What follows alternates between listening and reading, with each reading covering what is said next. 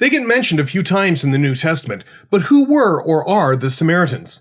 Introducing their backstory in this episode of the Accessible Faith Project.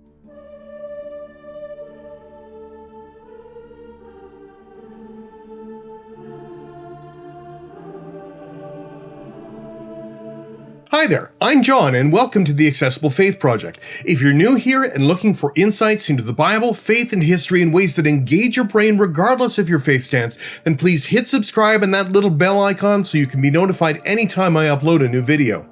In the New Testament, particularly in the Gospels of Luke and John, there is a group of people that Jesus is either in contact with directly or who serves as an example of the kingdom of God in one acclaimed parable. The term Samaritan today is a pretty positive one.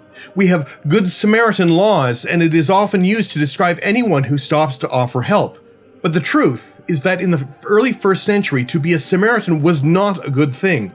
They weren't just seen as outsiders, but rather had a long-standing reputation as traitors. How they got that reputation goes back some 600 years before to the lead-up and the aftermath of the destruction of the First Temple. So the first piece to know is this. Following the legendary United Kingdom of Israel under David and Solomon, disputes over the claim to the throne led to the creation of two kingdoms, one north and one south. The northern kingdom was known as Israel, with its capital in the city of Samaria. The southern kingdom would be known as Judah, based out of Jerusalem. The two kingdoms were sometimes allies and sometimes adversaries. It was a complicated relationship spanning several hundred years. However, that ended when the Assyrian Empire, in its expansion, destroyed the northern kingdom and left Judah as a client state. It changed the character of the region, and the people who had lived in the North Kingdom adapted to this new reality. Almost 200 years later, in the early 6th century, the rising Neo-Babylonian Empire under Nebuchadnezzar II invaded and conquered regions that the Assyrians once dominated. Judah had sought an alliance with Egypt against the Babylonians, seeking to stave off the same fate of the northern kingdom. It was in vain, and Jerusalem and the great Temple of Solomon were destroyed in 587 BCE, and the people were scattered or carried off into exile in Babylon. Well, almost. Leaving the land empty would have been a waste of resources. In reality, a significant population remained in the region to take care of the land. Some were the descendants of the long-destroyed North Kingdom, and others were simply tenders of the land. Nearly 80 years later, the Babylonian Empire fell to the Persians under Cyrus the Great. Among other things, he allowed various exiled communities to return to their homelands, including the exiles from Judah in Babylon. The returning exiles resolved to restore Jerusalem to its former glory, including rebuilding the temple. And that's where things went off the rails. By this time, almost 3 generations had passed, and there was almost no one who would have remembered the temple before its destruction. The people who had remained in the region had developed traditions without a central place of worship. In the book of Ezra, they were called the people of the land. Still, when the exiles returned with the intent to rebuild the temple, those who had remained offered to help in the rebuilding effort.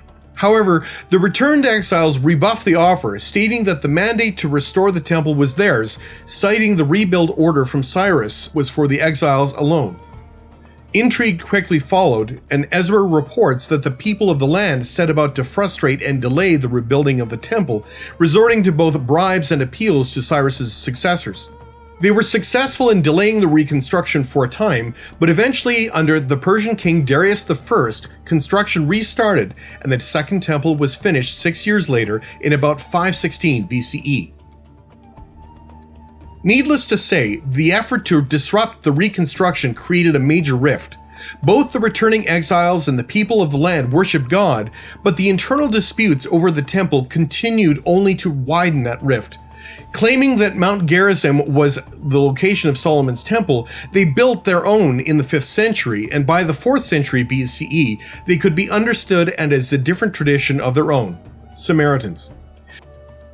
Judeans saw Samaritans as traitors who impeded the work to restore the temple, while the Samaritans understood themselves as the true followers of the laws of Moses. And this rift continued to widen with the challenges in the wake of Alexander the Great and successor kingdoms.